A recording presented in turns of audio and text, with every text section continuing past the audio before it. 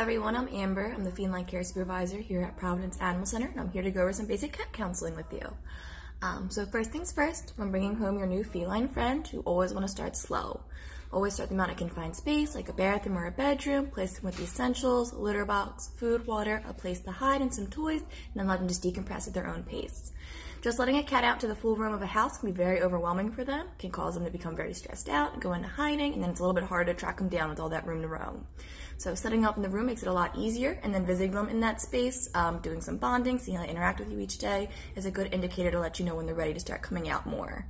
If let's say they are out socializing, trying to see what's on the other side of that door, they're probably more ready than not to start exploring. Just leave that safe space accessible, so if they do get overwhelmed, they can go right back in.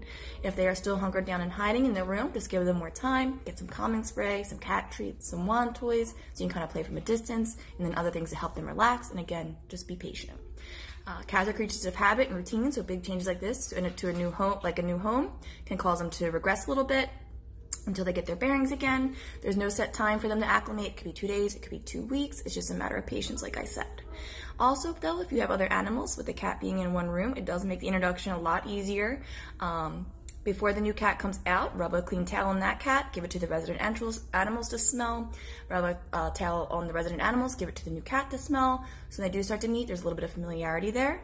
But before they meet face to face, have them meet through like a door or a baby gate to get that initial reaction. Give them both treats on both sides so they have some positive association with each other. And then when they do start to meet face to face, don't be alarmed if the cat hisses at each other and they part ways, as long as they're respecting each other's signals. If they do start to go towards each other and be a little bit confrontational, that's when you want to intervene and kind of restart the process. With the dogs, I just recommend having the dog on a leash. So for the same thing, if he gets too excitable or he's too in the cat's space, you can redirect him more simply without him being like yelled at or scolded. You just be like, come on, buddy, let's go this way. So it still has that positive association, but it does give the cat a break as well. And then of course, giving them both an opportunity to escape from each other, like vertical space for the cat, the crate for the dog, makes things a lot easier as well. But once the cat is comfortable and is out and about, you do want to make sure the cat has outlets. This means vertical space to climb, scratching posts to scratch, toys to chase and let out that energy, and having these activities will make the cat a lot happier and give you a chance to bond with them. Some of the best toys are wand toys, laser pointers, little crinkle balls and little toys you can toss so they can chase them around. But you never want to play with your hands, because then when you go to pet them, they're always going to think it's playtime and it can result in unintentional injury. Interactive toys like a ball on the track are also really great because they can entertain themselves and give yourself a break. And then having a couple intervals of play each day does help that bond, like I said before, and keeps the cat tired. If young children are in the home, just supervise any playtime to make sure they're not getting too rough for each other. The safest toys for young kids would be the wand toy and the laser pointer to give that little bit of distance.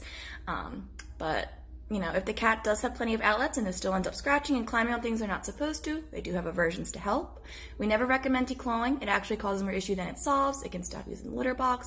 They bite more. They can get bone splinters and arthritis, plus it's just painful. So instead, they do have aversions like citrus spray, deterrent spray. You spritz that on the area you want them to avoid every couple days, and they'll get a whiff of that aroma and they'll avoid it. Sticky Paws double-sided sticky tape is also great. One side sticks to the furniture, other side faces the cat. When they go to scratch it, they get that sticky sensation on their paw pad.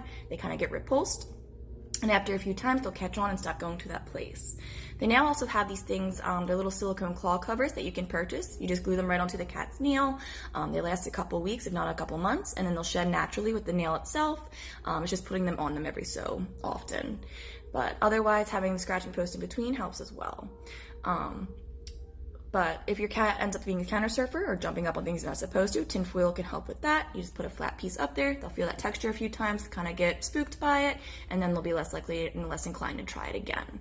And of course, just exhausting them with lots of play and outlets is always beneficial for them.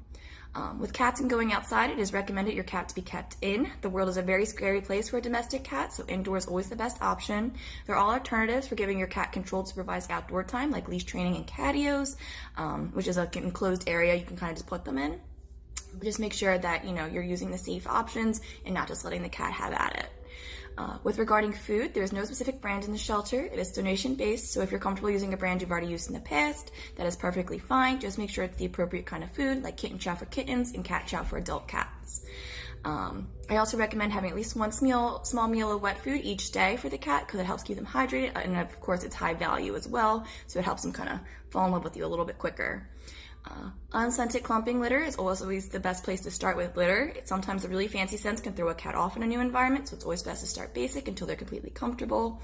And then grooming for any individual cat can vary. Usually cats don't need baths since they lick themselves and are pretty good about it. But if the cat is actually covered in something, then a bath may become necessary, but under usual circumstances, it's not. To clean a cat in a pinch, though, the easier alternatives are dry shampoo and grooming wipes. Long-haired cats need a little bit more help with grooming, which means more brushing for the shedding and possible trims with some knots. Nails also fall into the category of grooming. To make things easier before the first nail trim, touch your cat's feet super often, especially kittens. So when it is actually time to cut the nails, they're comfortable with that touch, and trimming the nails is recommended to be done monthly or bi-monthly. And of course, having a scratching post in between helps with that. But I think I went a little quick, so to circle back, make sure your cat has time to adjust. Once they do, give them plenty of outlets and bonds to interact with them. And then, of course, you just have a new family member that you can love and enjoy forever. If you do have any questions, jot them down, remember them, and then when you come on in, we can go over it more in person, okay? All right, but I'll talk to you guys later, okay? Bye.